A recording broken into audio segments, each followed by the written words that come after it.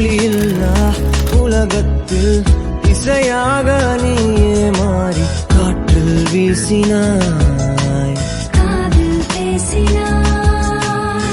மொழியில்லா மௌனத்தில் விழியாலே வார்த்தை கோர்த்து கண்ணால் பேசினாய், கண்ணால் பேசினாய். 100 ஆண்டு